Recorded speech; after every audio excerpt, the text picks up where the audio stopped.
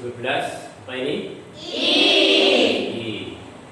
Yang berbahagia, semoga kita semuanya dalam lindungan Allah Subhanahu wa taala. Amin. Dan ketiga, supaya saling mendoakan antara satu dan yang lain dan keluarganya semuanya.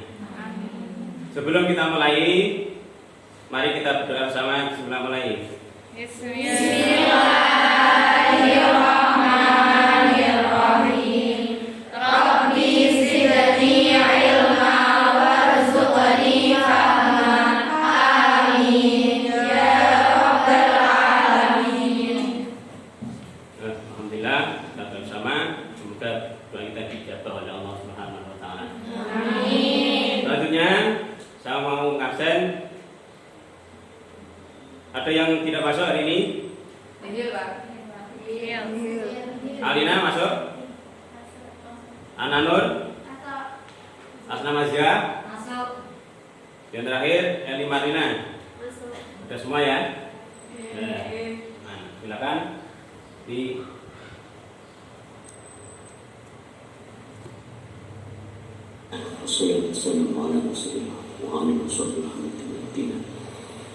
pada dan anak sekalian jelas yang berbahagia.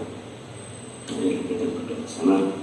Semoga apapun setiap perkara yang berbahagia kita berdoa bersama, mendoakan kita keluarga kita sampai dalam keadaan dengan Allah Subhanahu wa taala. Amin ya rabbal alamin. Dan seperti biasa,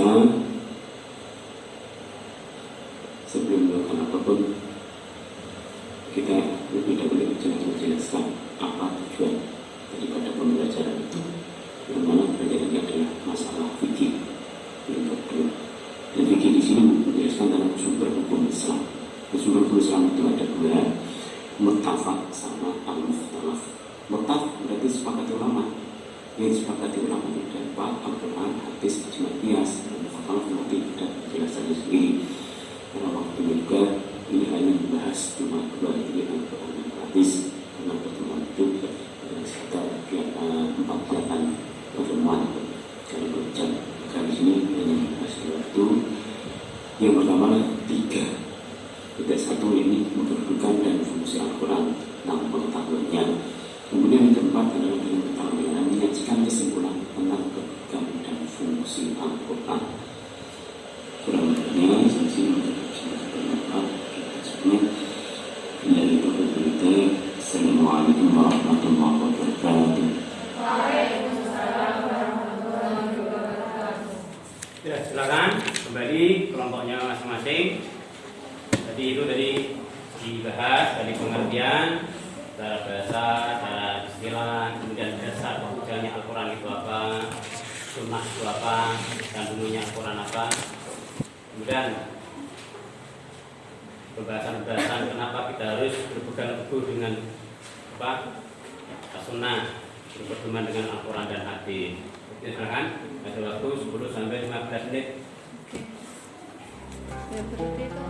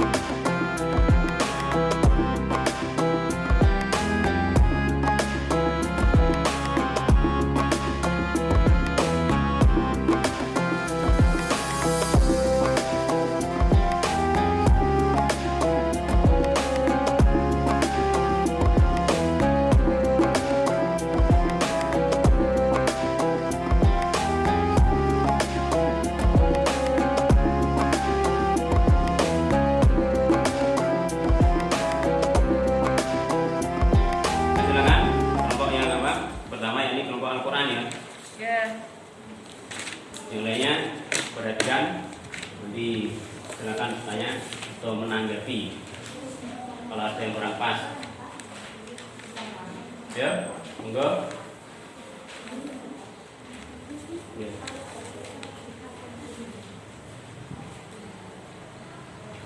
Jadi di sini saya akan menyimpulkan tentang Al-Quran, kesimpulan dari diskusi yang telah kami lakukan tentang sumber hukum yang pertama yaitu Al-Quran.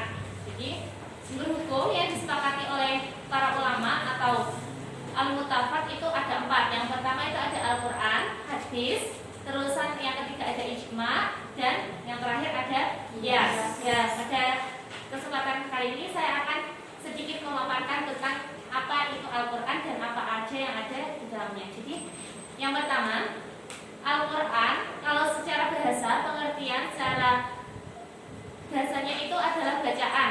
Jadi diambil dari kata bahasa Arab qara'a yaqra'u Qur'anan. Jadi merupakan bacaan. Adapun secara istilah itu Al-Quran adalah wahyu yang diturunkan Allah Subhanahu wa taala yang berbahasa Arab. Makna dan lafadznya itu asli dari Allah, lalu disampaikan oleh malaikat Jibril kepada Nabi Muhammad. Berbeda dengan hadis qudsi yang mana maknanya dari Allah tetapi lafadznya dari Nabi Muhammad. Lalu isi kandungan dalam Al-Quran itu ada 5. Yang pertama adalah tentang tauhid atau yang membahas tentang ketuhanan. Yang kedua adalah ibadah, hubungan kita dengan Allah. Terus yang ketiga ada janji dan ancaman. Yang keempat sebagai penetap hukum-hukum syariat. Terus yang kelima ada kisah-kisah Nabi terdahulu. Lalu yang terakhir itu adalah pedoman Al-Quran dalam menetapkan hukum. Jadi Al-Quran kan sebagai sumber hukum syariat. Jadi sumber hukum yang kita gunakan sehari-hari. Jadi dalam menetapkan sumber hukum syariat tersebut, Al-Quran mempunyai 3 pedoman. Yang pertama adalah tidak memberatkan atau adamul haraj. Jadi Al-Quran dalam menetapkan hukumnya ini tidak memberatkan para umat muslim dalam melakukan hukum yang ditetapkan tersebut. Sebagaimana dalam surah Al-Baqarah ayat 185, la yukallifullahu nafsan illa wus'aha. Lalu yang kedua yaitu meminimalisir beban atau qilatut taklif. Dan yang ketiga adalah berangsur-angsur atau at-tadarruj. Jadi Al-Quran dalam menetapkan hukumnya itu tidak langsung misalkan haram langsung haram, itu tidak, tetapi dia ada yang berangsur-angsur. Sebagaimana hukumnya dalam penetapan hukum haramnya khamar. Jadi itu yang pertama itu tidak langsung haram, tetapi orang yang sholat tidak boleh dalam keadaan mabuk. Ya ayyuhalladzina amanu la taqrabus sholata wa antum sukara. Setelah itu dijelaskan bahwa dalam khamar itu terdapat lebih banyak manfaatnya daripada manfaatnya. Yas'alunaka 'anil khamri wal maisir qul fihima itsmun kabiru wa manafi'u linnas. Lalu yang ketiga barulah ditetapkan bahwa khamar dan sesuatu yang memabukkan itu adalah haram. Ya ayyuhalladzina amanu innamal khamru wal maisir wal ansabu rijsum min amali syaitan fajtanibuhu la'allakum tuflihun. Jadi itu beberapa hasil diskusi kami yang dapat saya paparkan dari kelompok kami. Ada pertanyaan? Ya, silakan. Oh ya, nanti untuk pertanyaan nanti. Terima kasih atas perhatiannya. Silakan kalau ada yang mau menanggapi dari kelompok Al-Quran presentasikan tadi. Silakan. Tadi kan sudah dipaparkan tentang bahwa Al-Quran itu berbahasa Arab. Apakah ada dasar atau dalil yang memperkuat bahwa Al-Quran itu memang berbahasa Arab? Ada. Jadi difirmankan dalam surah Yusuf ayat 2. Bismillahirrahmanirrahim. Inna anzalnahu Qur'anan Arabiyyan la'allakum ta'qilun. Jadi kan di situ tersebut anzalnahu Qur'anan Arabiyyan. Jadi Allah itu telah menurunkan Al-Quran dalam bahasa Arab. Sudah dijelaskan dalam Al-Quran secara pasti bahwa Al-Quran itu turun dalam bahasa Arab, tidak dalam bahasa Persia, Ibrani dan lain sebagainya. Dan tetap sampai sekarang, sampai walaupun zaman ini sudah berubah, tetap berbahasa Arab. Ada yang mau bertanya? Ada. Oke, silahkan. Kan dalam Al-Quran itu sudah dijelaskan bahwa tidak ada keraguan di dalamnya, seperti yang telah dijelaskan dari surah Al-Baqarah ayat 2. Dan kalau kita benar Kenapa kok Anda menganggap bahwa Al-Quran itu tidak ada keraguan? Kok bisa menganggap? Oke. Jadi saya mengatakan bahwa Al-Quran itu tidak ada keraguan. Itu bukan hanya atas dasarnya, bukan hanya atas dasar tulisan atau firman yang tidak punya bukti konkret, gitu ya. Jadi misalkan seluruh agama ini mau atau seluruh umat ini mau mengkaji dalam tentang Al-Quran, maka dia tidak akan pernah mengatakan bahwa Al-Quran itu berbohong. Sudah bukti konkretnya ada gini saja. Dalam Al-Quran surah Ar-Rahman ayat 19 dan ayat 20 itu diterangkan Bismillahirrahmanirrahim marajal bahraini yaltaqiyan bainahuma barzakhun la yabghiyan. Ayat tersebut itu menerangkan bahwa Allah itu membiarkan dua laut itu mengalir dan keduanya saling bertemu. Ini terbukti dengan apa? Dengan adanya laut yang berpapasan atau berdampingan antara air asin dan air tawar yang tidak bertemu. Dan ilmuwan-ilmuwan barat itu sudah menelitinya dan benar itu tidak bertemu antara air asin dan air tawarnya. Gitu. Silakan dari kelompok kesimpulan diskusi tadi. Kesimpulan atau intinya dari diskusi yang telah kami lakukannya itu, yang pertama, kita diharapkan untuk bisa membiasakan diri dalam penyikapan atau pengaplikasian dalam kehidupan sehari-hari dengan membiasakan berdoa di setiap melakukan kebaikan.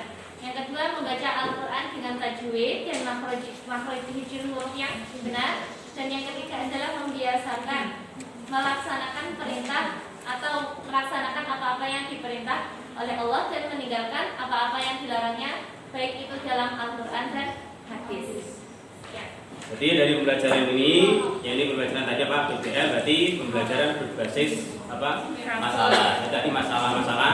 Tadi kenapa kita harus berpedoman dengan Al-Quran? Apabila kita tidak berpedoman dengan Al-Quran, umat Islam manusia menjadi seperti apa? Nanti akan mengikuti hawa nafsunya dan mengikuti nafsu syaitannya.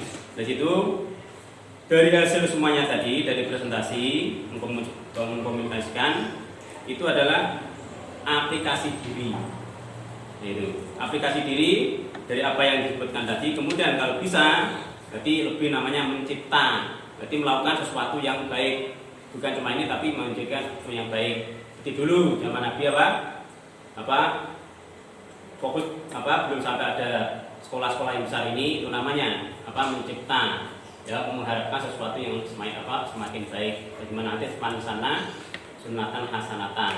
Gitu. Jadi hasilnya di samping aplikasi, kemudian kalian lebih meningkatkan lagi, semakin baik. Dalam belajar namanya bantu mencipta atau mengkreasi. Dan kurang lebihnya, mohon maaf, semoga dalam pertemuan ini kita mendapatkan manfaat dan barokahnya. Amin. Nah, pertemuan dilanjut besok. Ini pembahasan tentang al-muttafaq sumber hukum Islam berupa ijma dan qiyas. Dan kurang lebihnya mohon maaf. Billahi taufiq wal hidayah. Assalamualaikum warahmatullahi wabarakatuh. Waalaikumsalam warahmatullahi wabarakatuh.